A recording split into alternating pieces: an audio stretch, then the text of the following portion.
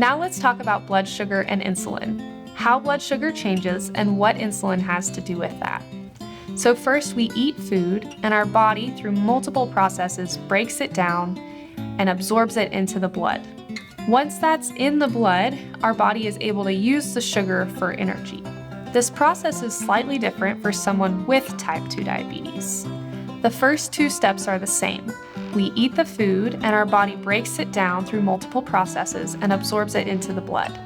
However, we run into problems with step 3. This is either because the insulin in our body doesn't work the way it should, or because our body just doesn't have enough insulin. So therefore, we either have to take pills to help use the insulin that we have, or we have to take insulin, or a combination of both in some cases.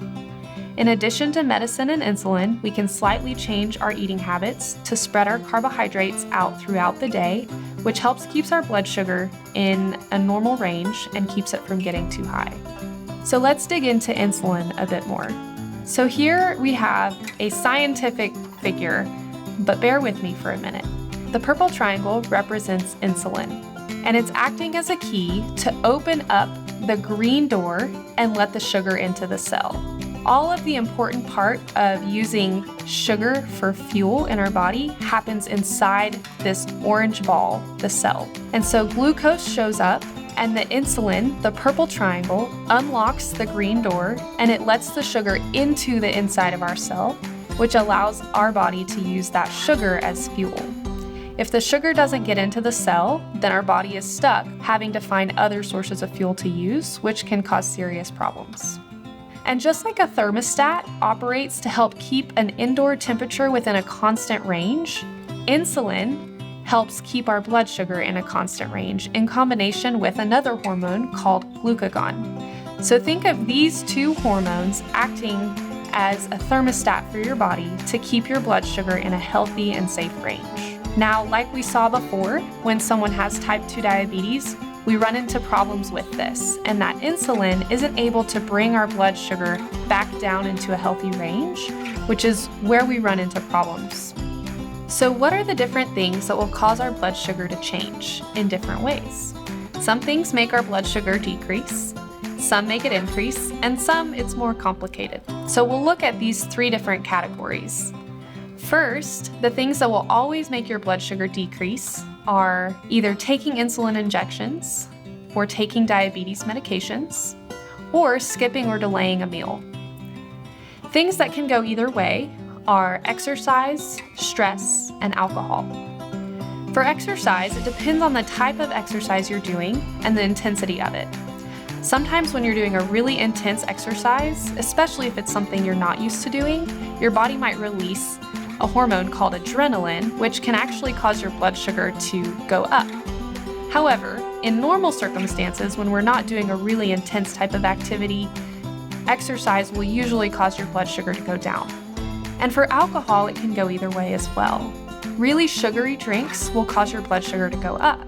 This includes mixed drinks like fruity cocktails or sweet wines or rum and coke. But spirits or liquor by themselves will actually cause your blood sugar to go down. Now, what things always make our blood sugar go up?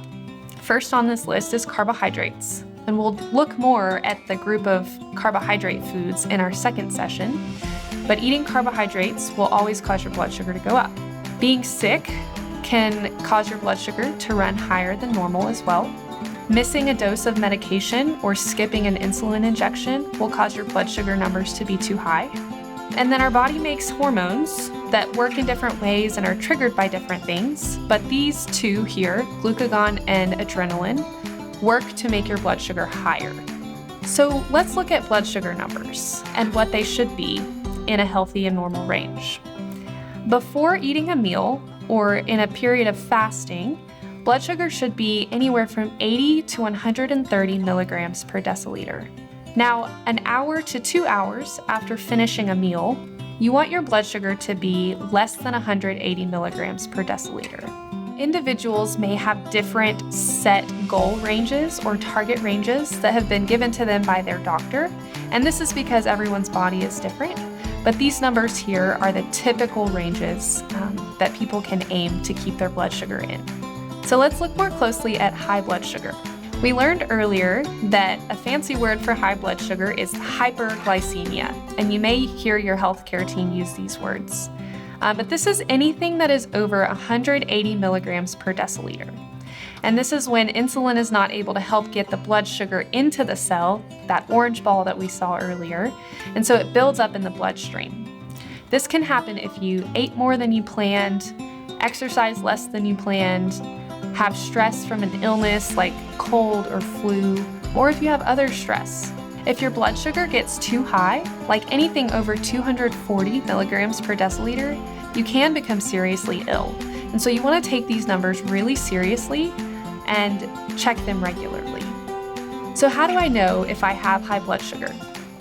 The signs and symptoms can vary from person to person and may be subtle, but having a very high blood sugar may come with feeling really intense thirst, needing to go to the bathroom more often, to urinate frequently, or if you check your blood sugar and it's a number 180 or higher, that's a sign that you're in that high blood sugar range. High blood sugar can cause a few different complications over a long period of time. High blood sugar levels can cause kidney damage or kidney failure. It can cause vision loss, nerve damage to the limbs, and this includes complications like foot ulcers, infections, and possibly leading to a limb amputation.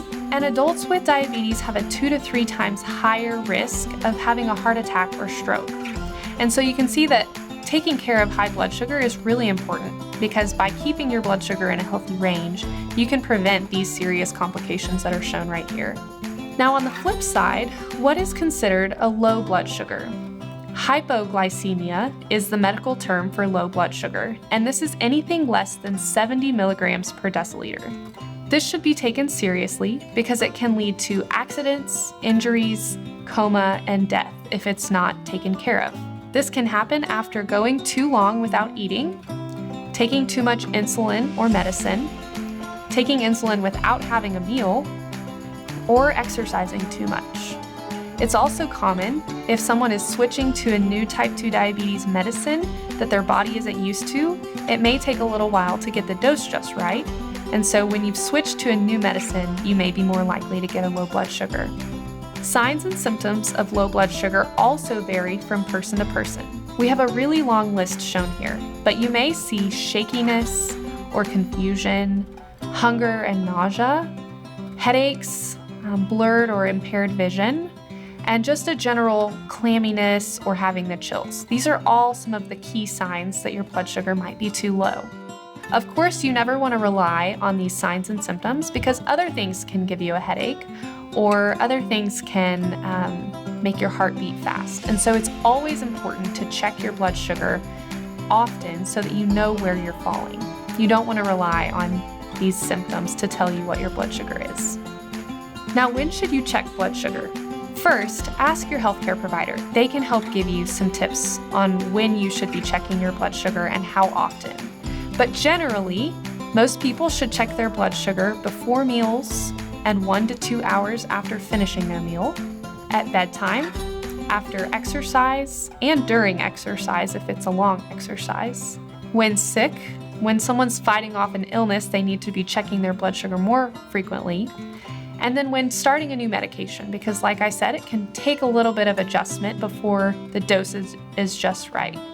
Now let's look at checking blood sugar. What are the steps to do this? The first step is to wash your hands. You want to make sure your hands are clean and dry to get an accurate reading.